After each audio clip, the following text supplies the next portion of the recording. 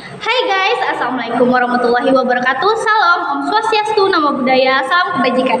Perkenalkan, nama saya Surfadila dari SMK Pesisir Samboja. Jadi, saya di sini akan membawakan sedikit materi tentang menganalisis penetapan informasi. Tanpa berlama-lama, berikut videonya silakan disimak ya guys.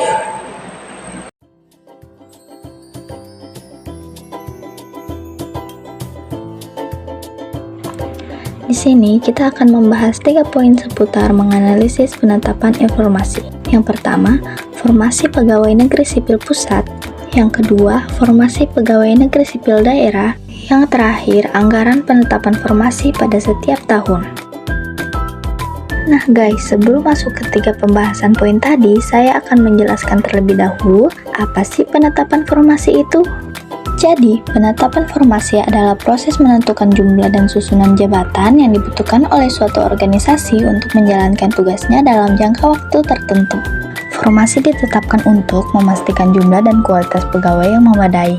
Dalam Peraturan Pemerintah Nomor 5 Tahun 1976 yang mengatur tentang formasi pegawai negeri sipil atau PNS. Peraturan pemerintah ini ditetapkan di Jakarta pada 18 Februari 1976 dan berlaku pada hari yang sama.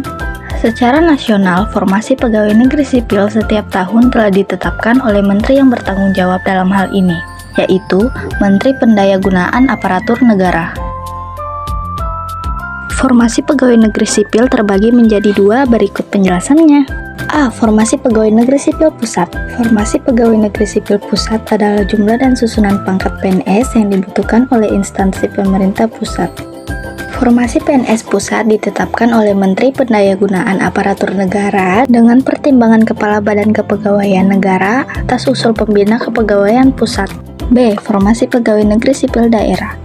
Formasi pegawai negeri sipil daerah adalah jumlah dan susunan pangkat PNS yang dibutuhkan untuk melaksanakan tugas pokok di pemerintah daerah. Formasi PNS daerah ditetapkan oleh kepala daerah masing-masing dengan persetujuan tertulis dari Menteri Pendayagunaan Negara. Yang terakhir, anggaran penetapan formasi. Perlu diketahui bahwa formasi yang telah ditetapkan, baik formasi pegawai negeri sipil pusat maupun daerah yang telah ditetapkan akan berlaku dalam tahun anggaran yang bersangkutan.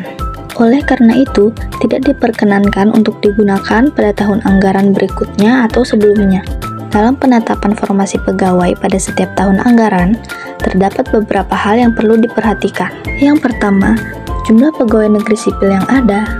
Yang kedua, jumlah pegawai negeri sipil yang naik pangkat.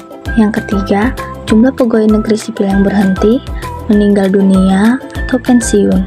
Dan yang terakhir, kebutuhan pegawai negeri sipil.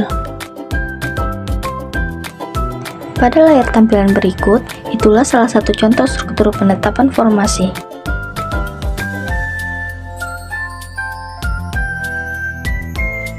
Nah guys, itu tadi sedikit informasi tentang menganalisis penetapan informasi.